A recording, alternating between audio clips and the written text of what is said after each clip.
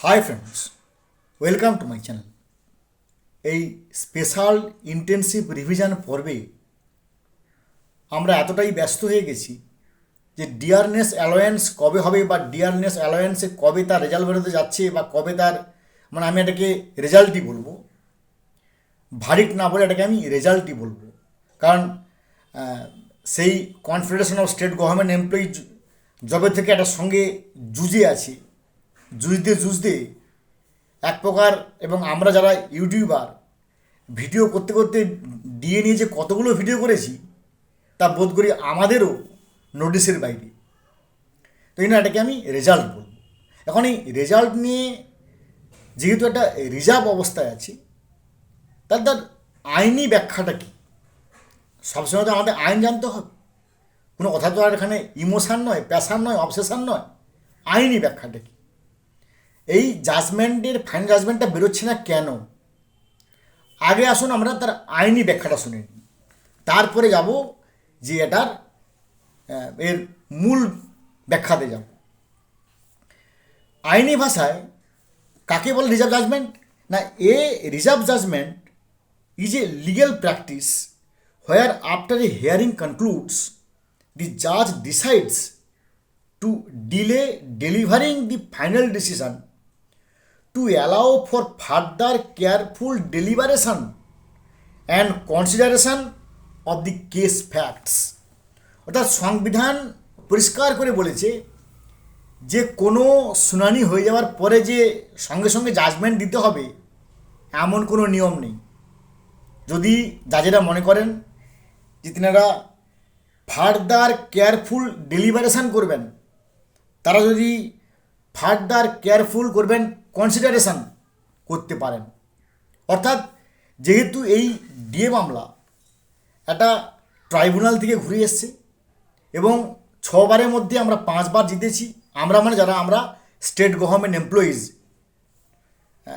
Maybe government sponsored, maybe government aided or whatever it may be, কিন্তু government. তো সেই West Bengal government এমপ্লয়িজকে আমি সবাইকে আমরা কথা বলছি। আমরা 6 বার জিতেছি, 5 বার জিতেছি 6 বারের মধ্যে, একবারই আমরা ট্রাইব্যুনালে হেরে গিয়েছিলাম।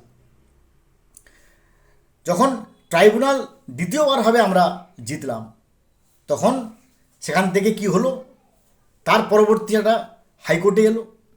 কলকাতা হাইকোর্ট পরিষ্কার করে বলল যে ডিএ যে লিগেলি, অর্থাৎ লিগেল এই যে টার্মটা আমরা পেলাম, এই টার্মটা কিন্তু আমরা অবশ্যই কলকাতা হাইকোর্ট আমাদেরকে দিয়েছি। কি বলল হাইকোর্ট? না, ডিএ যে লিগেলি এনফোর্সিবল রাইট।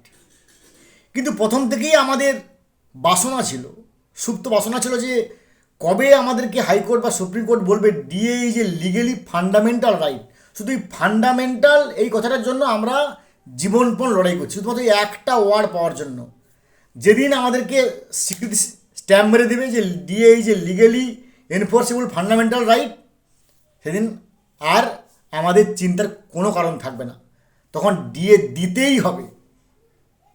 হ্যাঁ, তো তার জন্যই যেহেতু এটা এখন রিজার্ভ অবস্থায় আছে, তারপরে রিভিউ বেঞ্চে এলো, রিভিউ বেঞ্চ থেকে এসএলপি আমরা সবাই জানি, এবং তারপরে সেই 28শে নভেম্বর 2022 থেকে কীভাবে আমরা চলেছিলাম এই ব্যাপার সম্বন্ধে আমরা সবাই জানি। তার আইনি ব্যাখ্যা বলছে first tenure, second tenure, third tenure.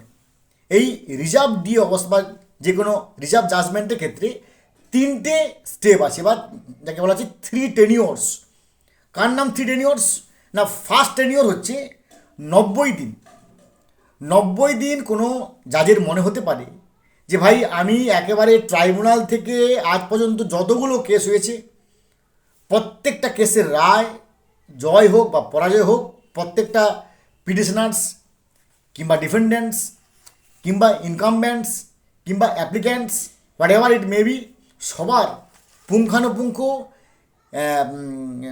Further careful deliberation করব, তিনি করতে পারেন। তাই 90 দিন সম্পূর্ণ ফুল ডরমেন্ট কন্ডিশন। 8ই সেপ্টেম্বর 2025 এই ডিএর শেষবারের মতো শুনানি হয়েছে 8 সেপ্টেম্বর 2025। তার মানে 8 October, 8 November, 8 December. 8 December first tenure শেষ হয়ে গেছে। এবার 90 দিন পেরোনোর পরে সেকেন্ড টেনিওর শুরু হবে। যে সেকেন্ড টেনিওরে হয় অ্যাপ্লিক্যান্টকে বা ইনকামব্যান্টকে বা ডিফেন্ডেন্টকে বা অ্যাপিলেন্টসকে যে কোনোকে আবার ফার্দার আবেদন করতে হবে যে জাজমেন্টের জন্য। সেটা আবার সময় নেবে, it will take another 90 days. অর্থাৎ ফার্স্ট টেনিওর শেষ হয়েছে 8 ডিসেম্বর, এবার 8 জানুয়ারি, 8 ফেব্রুয়ারি, 8 মার্চ, 8 মার্চ গিয়ে সেকেন্ড টেনিওর শেষ হবে। সেকেন্ড টেনিওরের পরে এবার থার্ড টেনিওর শুরু হবে 9 মার্চ 2026 পর থেকে। সেখানে কী ব্যাখ্যা দেওয়া আছে না, অ্যাপিল ফর ফ্রেশ হিয়ারিং, অর্থাৎ 90 দিন পেরিয়ে গেল রিজার্ভ জাজমেন্টের জন্য, আবার 90 দিন পেরিয়ে যাবে রিজার্ভমেন্টের জন্য। তাহলে 90 দিন 180 দিন বা 6 মাস পেরোনোর পরে যদি রিজার্ভ জাজমেন্ট না বেরোয়, তাহলে কিন্তু আবার ফ্রেশ হিয়ারিংয়ের জন্য আবেদন করা হতে পারে।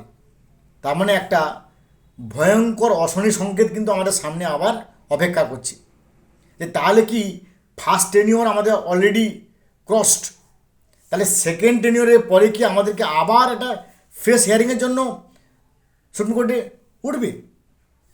আমরা যখন এটাকে নিয়ে আমার চ্যানেলের থ্রুতে যখন আমি এটাকে বারবার খোঁজ খবর নিই যে রিজার্ভ জাজমেন্টে এর আগে কী ঘটেছে, কোন কোন মামলাগুলো রিজার্ভ জাজমেন্টে ছিল এবং সেগুলো কতদিন পরে, তার একটা হাল হকিকত আমি আপনাদের সামনে তুলে ধরছি। আমি এখানে 5টি ঘটনা বলবো, কারণ তাহলে এর বেশি বললে এই ভিডিওটা অনেক লেংথি হয়ে যাবে। প্রথম হচ্ছে শবরীমালা রেফারেল ডিসিশান। এটা খুব গুরুত্বপূর্ণ। শবরীমালা মামলা ভারতবর্ষের বুকে অত্যন্ত গুরুত্বপূর্ণ, এটা আমরা সবাই জানি। এর জাজমেন্ট বেরিয়েছিল 8 মাস পরে। 2 নম্বর বলছি সুরেশ কুমার কৌশল ভার্সাস নাজ ফাউন্ডেশন 2013 সালে। এটা আমরা জানি, এটাও খুব বিখ্যাত। হ্যাঁ, সুরেশ কুমার কৌশলের নাম সবাই জানি আমরা। সেই মামলাটা 21 মাস পরে তার জাজমেন্ট বেরোয়। এরপর Delhi government LG appointment of alderman to the MCD, Delhi গভর্নমেন্টের এলজিতে অ্যাপয়েন্টমেন্ট, এমএসডিতে আল্ডারম্যান পদে, এটা নিয়ে মামলার জন্য 15 মাস পরে এর জাজমেন্ট বেরোয়। 4 নম্বর বিজেপির কৈলাস বিজয়বর্গীয়, তিনি একটা মামলা করেছিলেন। সেই কৈলাস বিজয়বর্গীয় মামলা শেষ হয়ে যাওয়ার পরে তিনার মামলার 17 মাস পরে তার ফাইনাল ডিসিশন হয়। এবং 5 নম্বর হচ্ছে Anil Rai versus state of Bihar. Bihar সরকারের বিরুদ্ধে অনিল রাই একটা মামলা করেছিলেন। তার জাজমেন্ট প্রায় 2 বছর পরে, যেটা 2001 সালে, সেটা প্রায় 2 বছর পরে তার জাজমেন্ট বেরোয়। তাই আমরা হতাশ হব না, কারণ নজির আছে অতীতে অসংখ্য মাস, কয়েক বছরের। তাই আমাদেরকে we have to wait and watch, আর আমাদের কিচ্ছু করার নেই। ভালো থাকুন, have a good day, thanks.